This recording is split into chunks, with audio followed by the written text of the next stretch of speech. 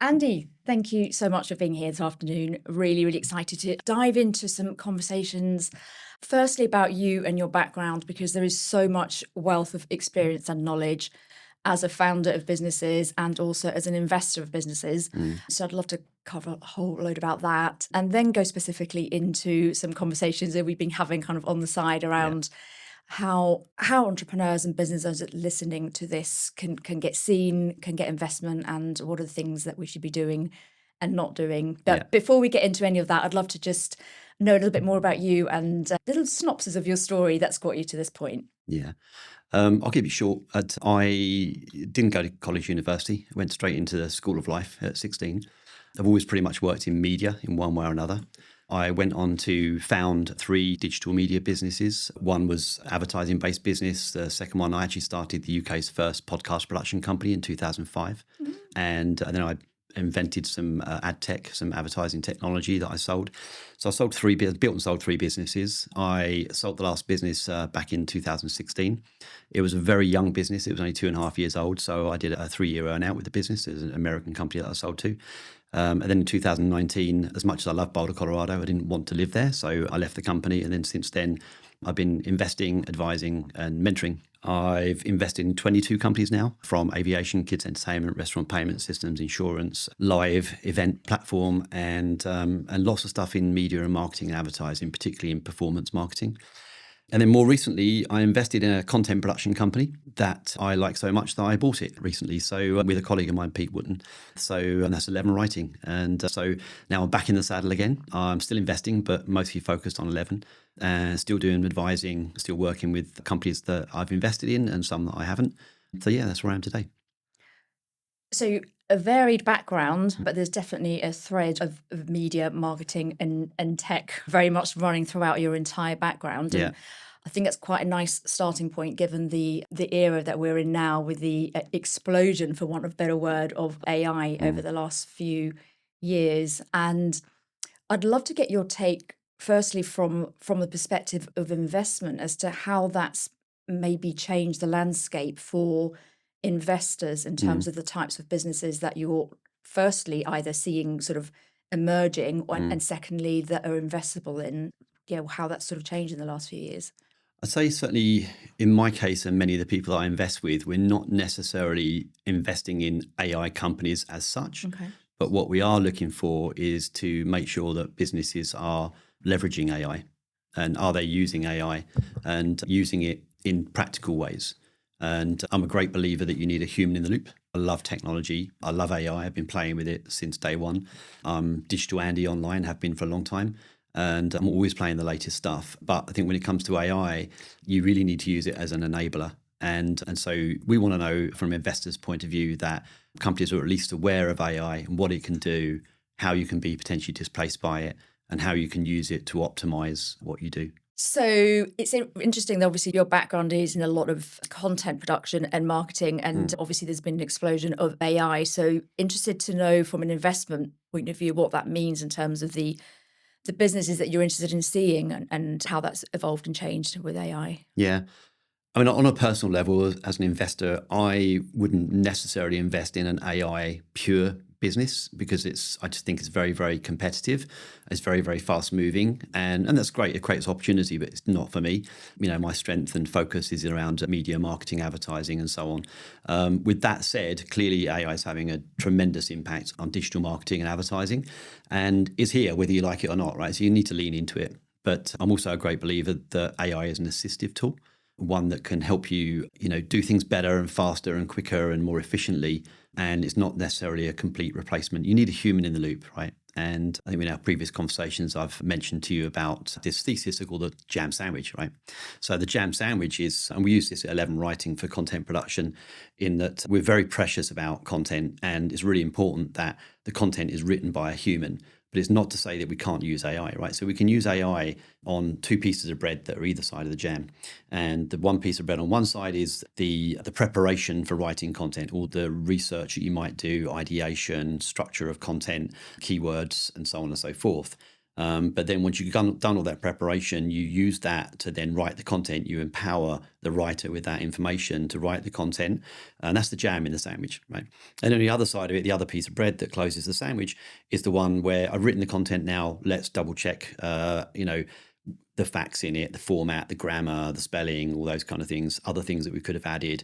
Okay, if we want to write other content that's similar to that, what does that look like? How can we turn this into social media content and so on and so forth? And there's probably 150 things you could do either side of the jam.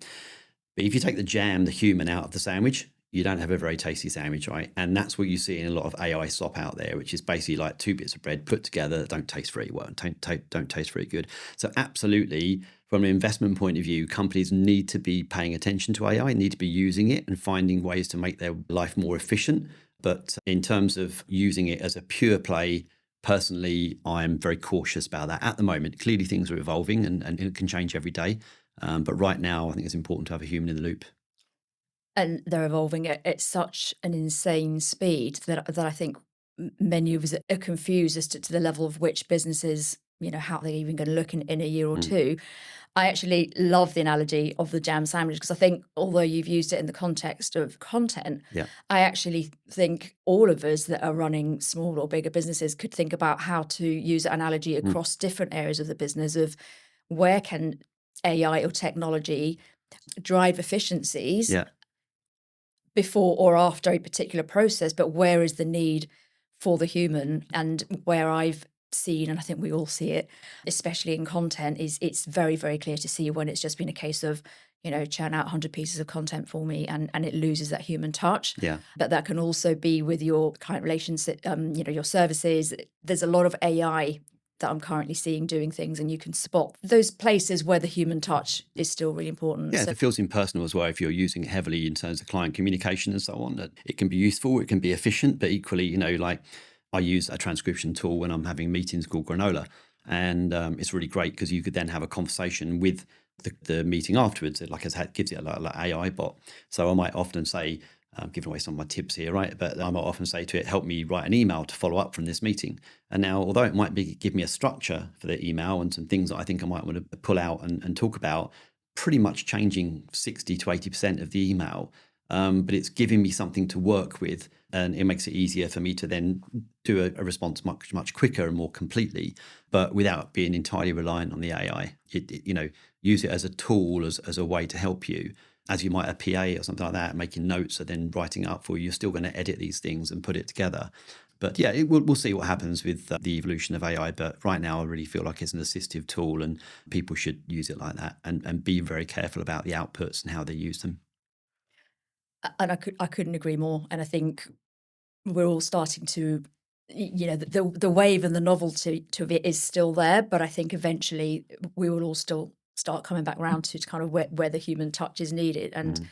that's where I think some of those businesses will start to emerge. And it's interesting that you've actually decided to not just invest in, but actually acquire a business that is on the content side of Mm. things. And I would imagine that some people might say, oh, that is that a risk given that everything's being done by AI now? So what's your experience of getting stuck back into the weeds of being kind of a founder as opposed to an Mm. investor, and in particular with content? Yeah. Definitely a lot of questions in regards to it. So I have a background in content, and my business partner Pete ran digital at Dennis Publishing, and so we've got a big background in content. So we think we understand how to navigate that market.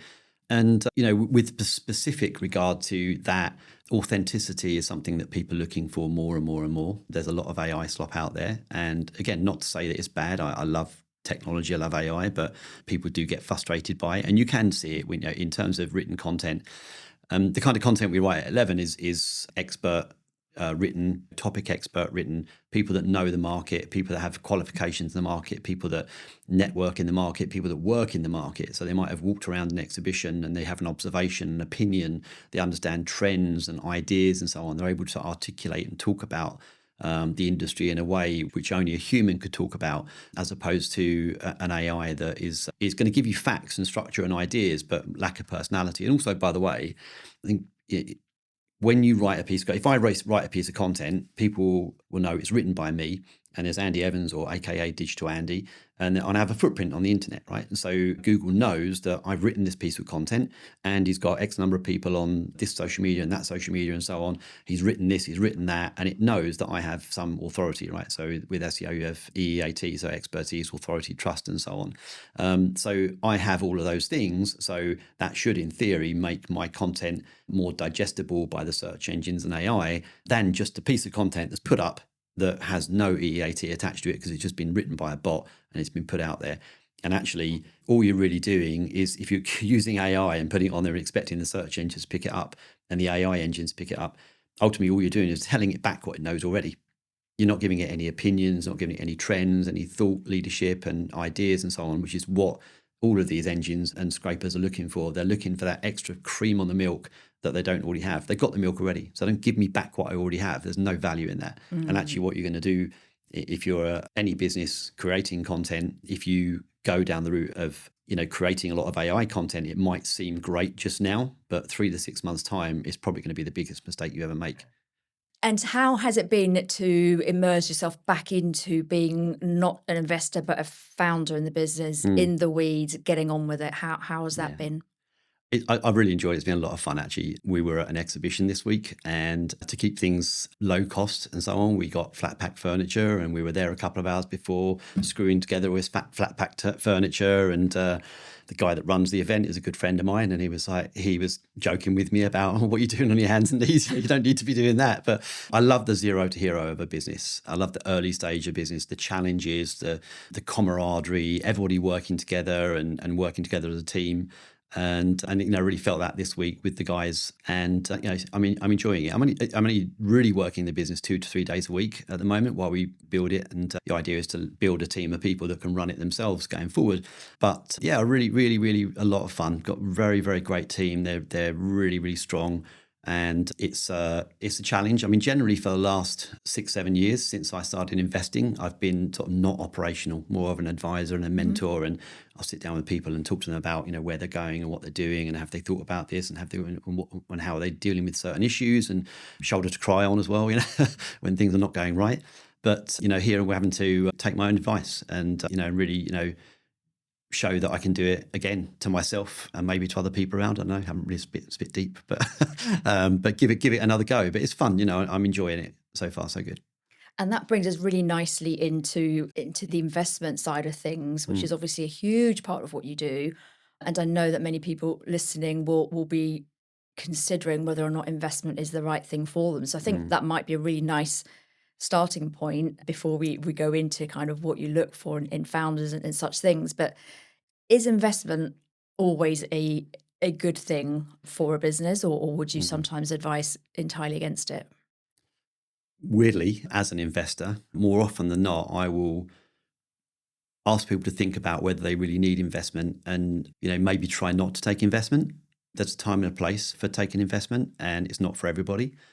Perhaps the pound you take today could be worth £10,000 tomorrow. So do you want to share it? You might lose some control, or you'll have somebody working with you who hopefully knows the industry and can guide you through and help you. So there'll be smart money, not just money, who will have contacts and connect you with the right people and give you advice. Ideally, you want to find that kind of investor that you can work with. But if you take those investors on, they're going to be involved in helping to navigate the business, and they're going to be giving you ideas. You've got to be open to ideas. You've got to be open to being flexible and so on. So, you're going to have somebody else involved in the business, and not necessarily heavy hands on, but even if it's an hour a month, right? That's 12 hours a year that you're dedicating to that person minimum. So you might want to double or treble that just for that one person, that one investor, in terms of communications and catching up and so on and so forth. Like, what else could you spend that time on? And actually, if you're raising money takes a lot of time and effort, right? It's not a straightforward, easy thing to raise money. And if you're trying to raise £200,000, £300,000, even £500,000, could you go out and win that much business? Put the same time and effort into winning that much business, business for yourself, rather than going out and raising money. Why spend all that time and effort to raise money and give part of the business away when you could have just gone and get £200,000 or £300,000 worth of business anyway? What do you think stops somebody from doing exactly that? What do you think puts somebody at the point where they go, I want investment versus finding other ways of getting the money through business? I mean, there will be a I think time a lot when of it's people just right. think they need investment. They think it's the path. It's almost like, I've got to go to university. Do you? Okay. It's, really, do you? I mean, and to what end? Why do you need the investment? What are you going to do with it? How much do you need? Do you really need that much money? What are you going to do with the money when you spend it? And then, of course, what happens with some entrepreneurs, and this goes to some of the things we look for in an entrepreneur, is give them a false sense of security. You give them money, and okay, I'm great, I'm done now, I've won. You actually haven't won. It's, the guys will know I'm talking about. There's a couple of guys I worked with them to raise £3.5 million a few years ago for their business, and they were very excited and celebrating. I said, look, celebrate today, but tomorrow the hard work starts. They're going to expect us to make a return on this investment. We've really got to turn this around, and now is where the hard work starts. And actually, I can tell you over the coming months, it was very, very difficult for both of those founders coming to terms with having that money and then how to deal with it. And so some founders get a false sense of security. So what I would look for is a founder that knows what it's like to have nothing, knows how to get on their hands and knees at an exhibition with a screwdriver and put together a flat back table and chairs. I don't need to do that. I can afford not to do that. But if the business needs to afford to do that, the business needs to pay for itself. So I'm not just going to fund it for the sake of, I don't want to get on my hands and knees and do it. That's what you do when you're in a small business. You roll your sleeves up and you get on with it. So I'm looking for people, and every investor, I'm sure, will be doing the same thing, is people who understand the real true meaning of money and understand how to look after it and will save the money and spend it carefully. And there's a time and a place for spending, right? So one of the big things we look for as investors, and if you have a deck, everyone writes their deck, their investor deck, and probably one of the most powerful slides in an investor deck is the traction slide. What have you done so far, and how have you done it? So how many deals have you done? How did you get those deals? How much revenue you're getting on the back of that? Because ultimately, if we know that you've done that with 50,000 quid and we give you 500,000 quid, well, then there's a good chance you're going to be able to do it 10 times better, right? And so traction is a really important part of it. And by the way, I have a template deck which I could share with you to share with your audience if you want. Amazing. I'd love to link that, because I think that would be really helpful to understand from an investor's perspective what it is you're actually looking for. Yeah, and so I think it's a grey area. Yeah, and what I've done is I've taken what I think is best practice, and I've put some hints and tips and comments in there and some YouTube videos and other bits and pieces to watch to help people to structure what they do. And one of the things to bear in mind, investors see a lot of investment opportunities and they see a lot of decks. And if the decks aren't in a certain format, they become a bit alien and difficult to understand. It's like if you had a book that you were trying to read and it was formatted in a different way and so on, you had to fold it out, and it doesn't really feel like a book, right? You were not going to get through it that quickly. But so there's a certain, you need certain bits of information, you need them in a certain order. When you're flicking through decks really quickly, if you don't see something that's formatted in order, it's very difficult to take in and understand and digest. So there's a really good chance that an investor just pass it on because they don't have time. Yeah. There's so many, they have so many potential investments they can look at. It's got to be really easy to understand. So that template deck is quite powerful and useful. And is that like a universal order that all investors look for? Interesting. Yeah. Okay. Yeah.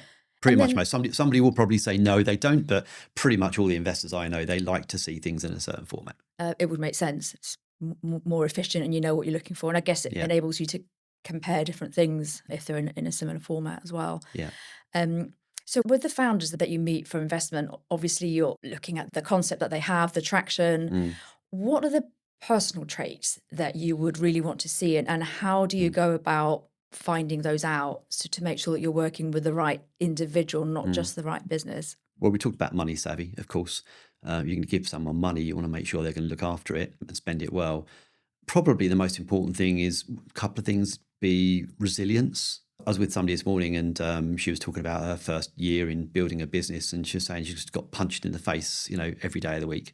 And the fact that she was resilient and kept getting up and brushing herself off and doing it is the most important thing. And the second thing is the same applies here for this lady that I was speaking to this morning, that you don't necessarily end up where you think you're going to end up. What you started out doing and what you end up doing is often different. So you've got to be open to being flexible and different ideas. Again, going back to investors, if you're going to work with an investor, they're going to help you steer and get there quicker, hopefully. So you've got to be open to those kind of ideas. So I think resilience, ability to, Americans would call it pivot, but to really see the market for what it is and be honest with yourself about things. Like when things aren't working, like do something about it, because otherwise you just keep throwing good money after bad. And so resilience, determination, and just money astute.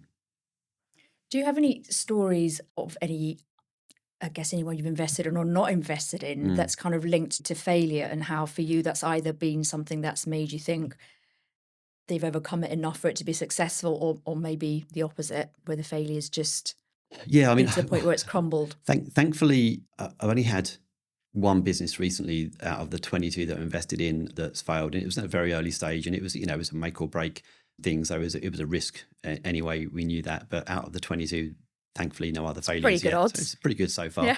And some exits, some small exits, and I think we've got a couple more coming soon as well, which is great. But I've been on investor panels. I do mentoring at Techstars and other accelerators like that. And you often see these founders that come in and they're absolutely focused. This is my idea. I've got it right. I know what I'm doing. And they almost come in with this attitude of like, I don't need you. And they go, well, why are you here? And they're so focused on their idea and their way of doing it. It's my way or the highway. And very often you hear about those companies a few months later and they've gone exactly where you thought they were going to go. So this is why, flexibility and communicating.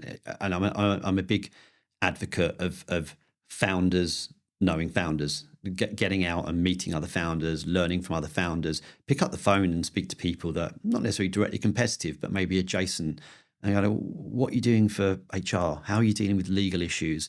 What about lead generation? What do you do? And just bounce things around and learn from other people. Like founders will help founders. So go out and learn from other people.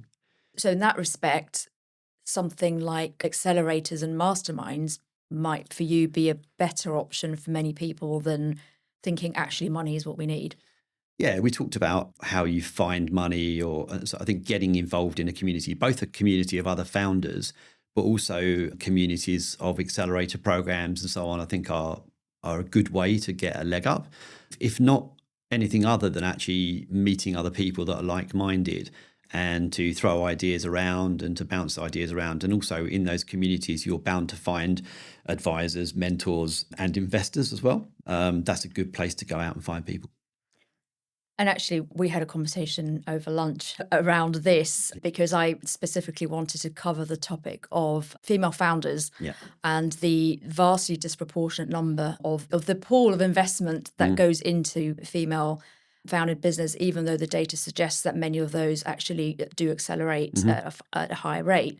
And my question to you was, why is that? Is it a case that there are literally fewer female founders out there? Is it that they're not putting themselves out there enough? Like, where in the journey is that broken? And you have a really interesting discussion on that point that I'd love to open up.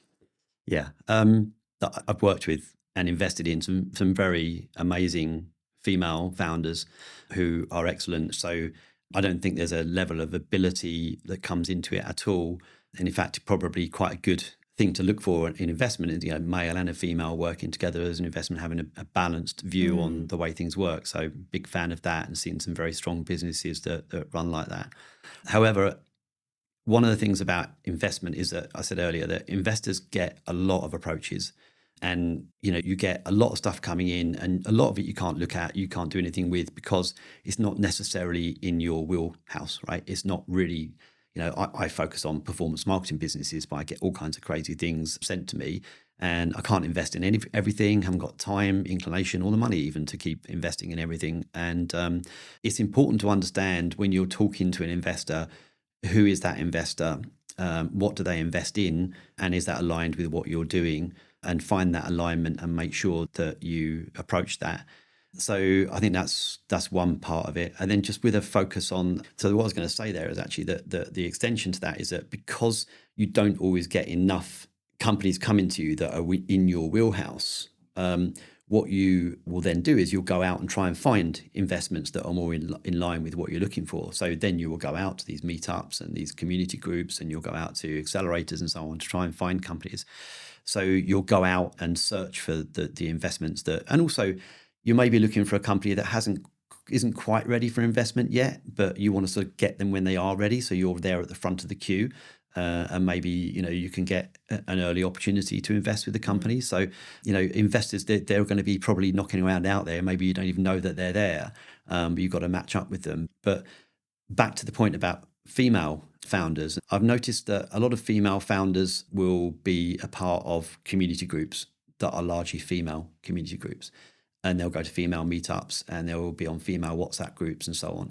It's very difficult for people to actually get access to those groups. So if you're going to take investment, it's really important that you balance the time and effort that you are spending looking for investment between the female communities and communities where you might meet some male investors as well. Yeah.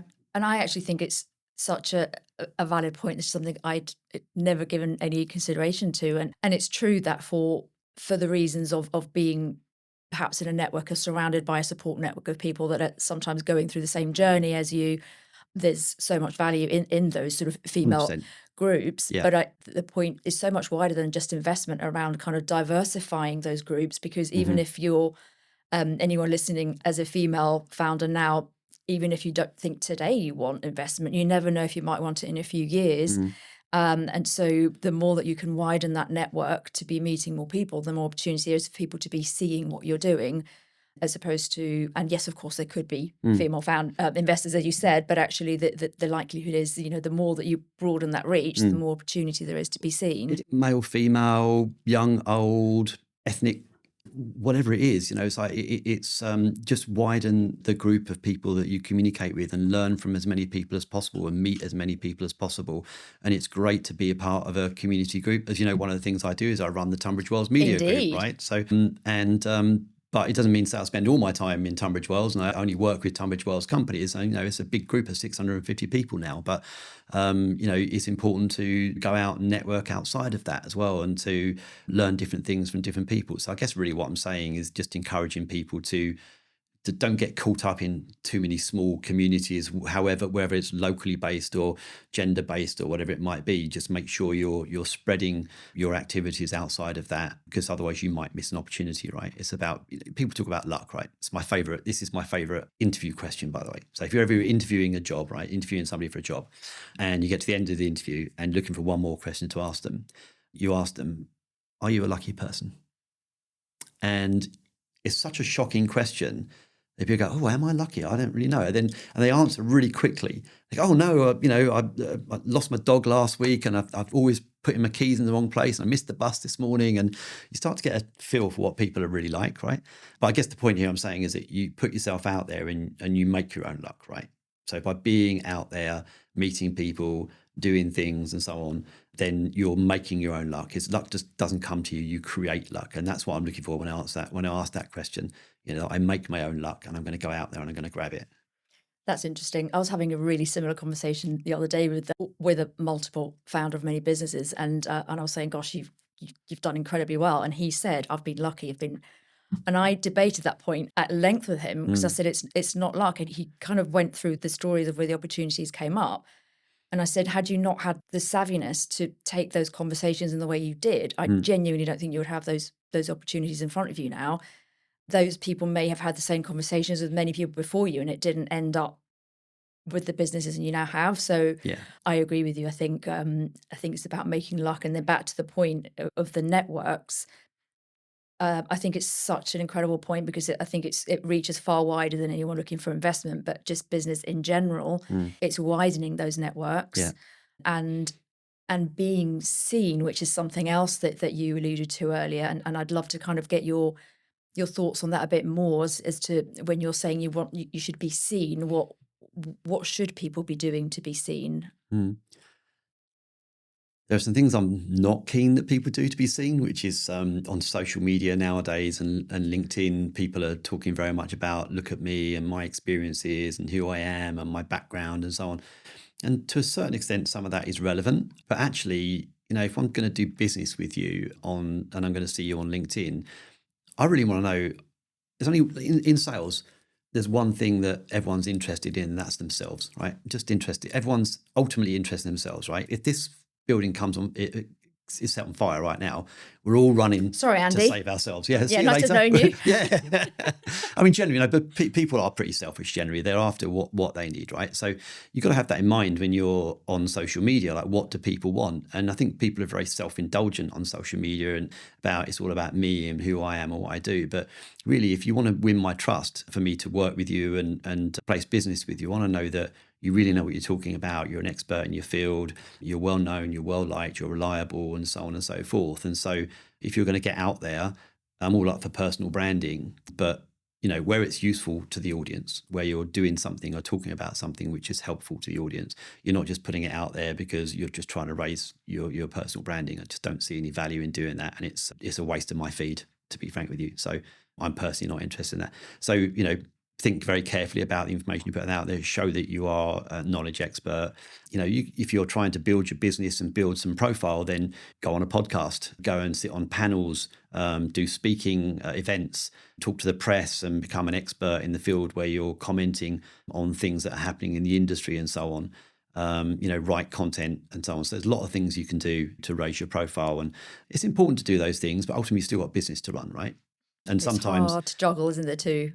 Yeah, be focused. Be really, really focused on who are my clients? Who do I need to speak to? And just pick up the phone, speak to them or approach them, or find ways to work out who your ideal client profile is, work out the people you want to work with, how you're going to work with them, and focus on that. And you don't necessarily need to be just throwing bait on the lake. You need to be really, really focused about putting the net in, and I want that one. And try really hard to get those people. So, personal branding and PR, and it's great, but there's time and a place. When you're a small business, you should really know who you want to work with. Just go after them relentlessly until you get their business, or until they politely tell you they're not going to work with you, probably. And how important in all of that do you think niching is? Because there's quite a few kind of different schools of thought around that. I'm just wondering what your take on it is. Difficult to say because it's going to be different from industry to industry, but definitely I think if you're known either as an individual or as a business for being a specialist in a certain sector, then you're naturally going to get some trust from that, right? So for example, I know PR agencies in the media group who are very, very focused on working with PR and with media and marketing companies, right? So they swim in that lake. They know all the people, so they're known by everybody in that community. They're trusted. They know that they're working with companies that they know and they can speak to. And so they're a familiar face within the industry. So whether you work with them or not, you'll probably know them. And when you do want to work with somebody, you're probably going to choose them. So I think niching down into, again, goes to these communities, right? Working within communities. And if there's enough business in that niche, then focus on it, because sometimes people are like, I'm going to start an American office and an Australian office. I'm going to do this, I'm going to do that. Well, have you conquered the UK? Let's start there, right? Have you conquered Tunbridge Wells? Have you conquered Tunbridge Wells? Yeah. Have you conquered accountants in Tunbridge Wells, right?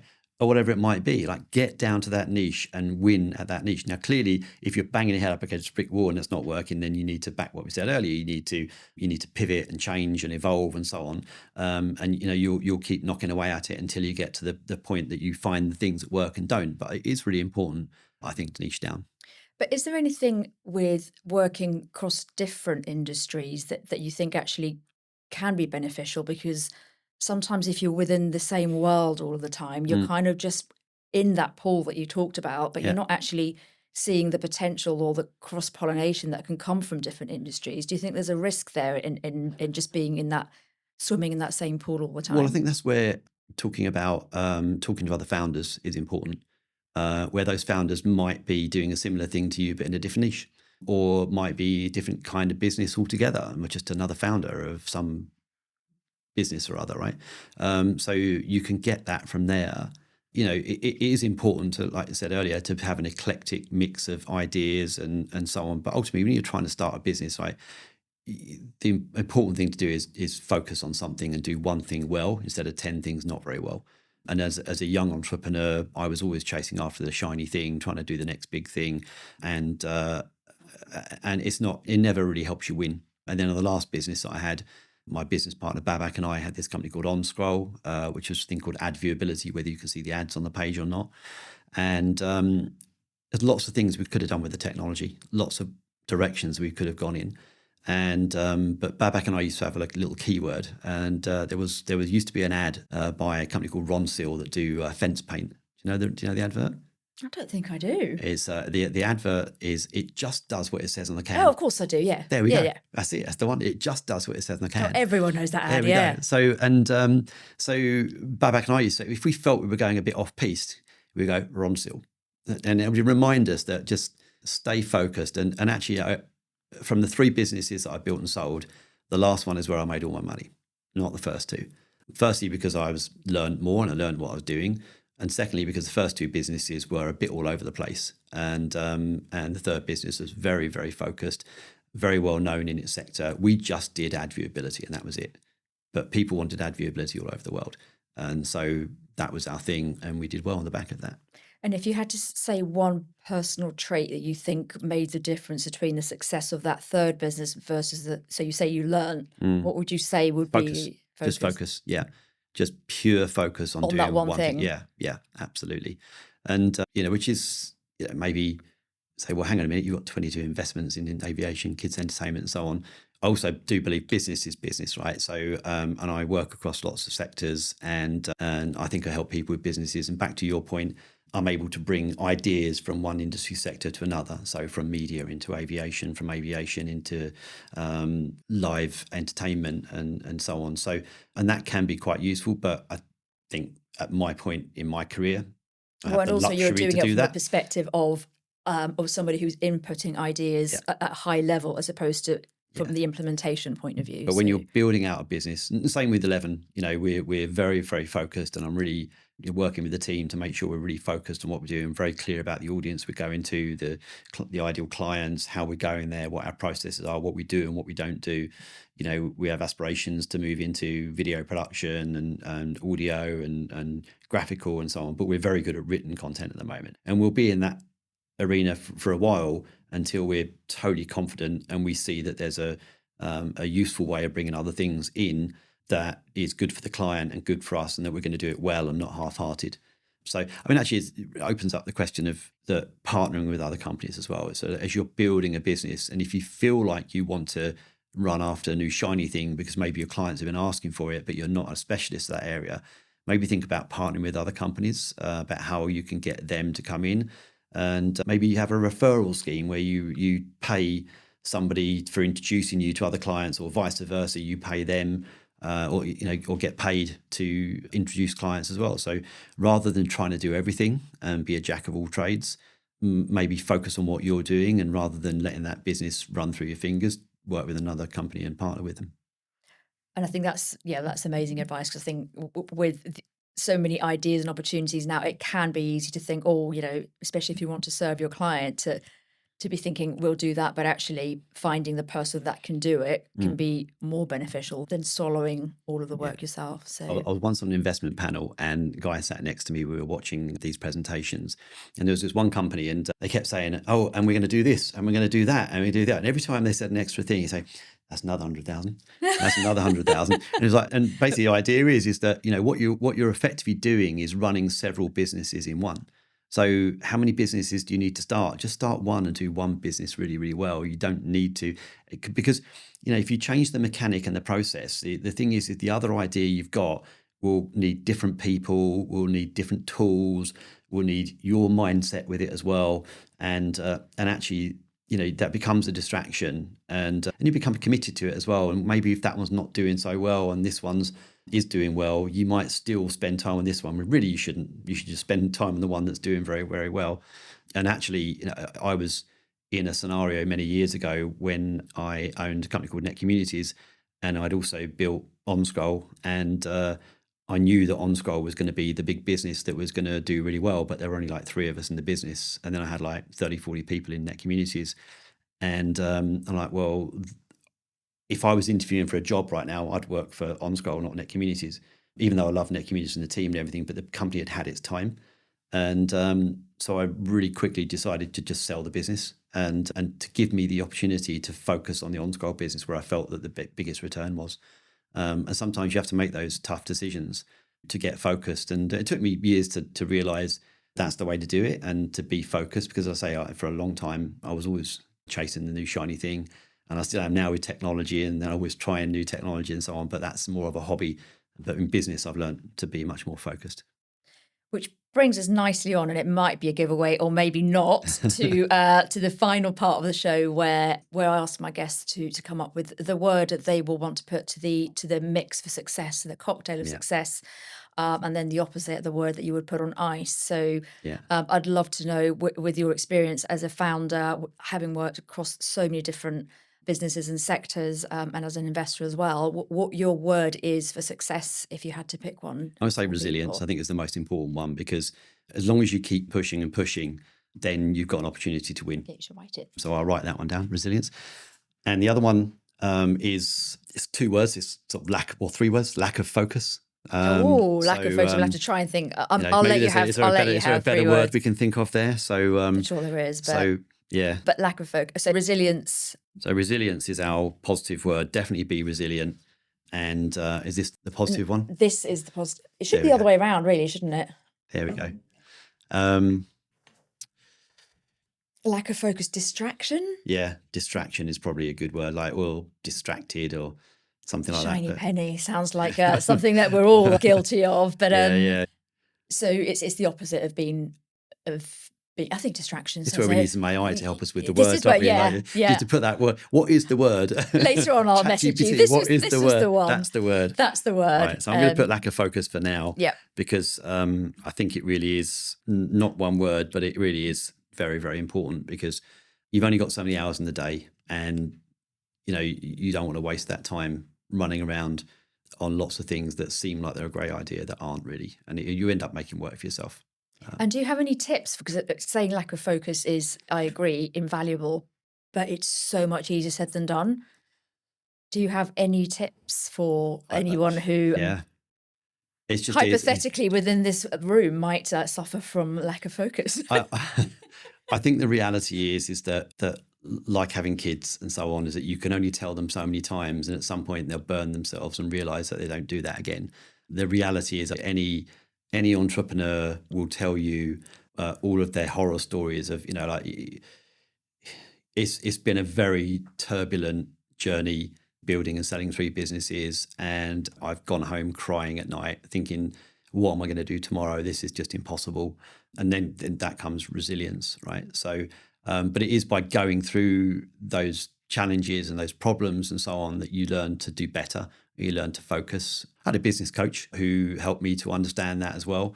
A lot of people used to use a thing called Myers-Briggs. And I had What's your profile? I can't remember what it was, but it was quite strange because it was, I'm not that I believe in stars and so on, but I'm a Gemini, which is a split personality, I guess, or something like a twin personality. But the Myers-Briggs profile I had was a bit strange, because it started out being a bit, you just go out and do anything and try anything and so on. And then as I got older, it turned into a very focused, keep disciplined and so on, because I had to teach myself to do that, because I knew chasing after the shiny thing was not the right way to do it. So maybe maturity, maybe just by making mistakes that you get to that point. I think people are just going to have to find that journey themselves, right? I can say it here and they can listen and say, that's a really great idea, I should do that. But it's not until you burn yourself that you realize, don't touch the oven. But that's really interestingly then brings you back to the resilience point that you made, that you learn the lessons, but the success comes from that resilience. We could talk for hours. We could. There is so much fascinating knowledge within you. Thank you so much for taking the time to be here today. I said to you earlier today that I value people's time hugely. So thank you so much for being here today. And, thanks for the invite, Claire. No doubt we'll have you back again soon. I hope so, yeah. I'm sure we'll have other things to talk about another day. Definitely. All right. Thanks, Andy. Thanks, appreciate it. Bye. Thank you. If you enjoyed this episode, I would love it if you'd subscribe and share it with somebody who's building things their own way too. This show exists to challenge the default path, to mix things up and create a brand, a business and a life we actually want. Thanks for listening. See you next time.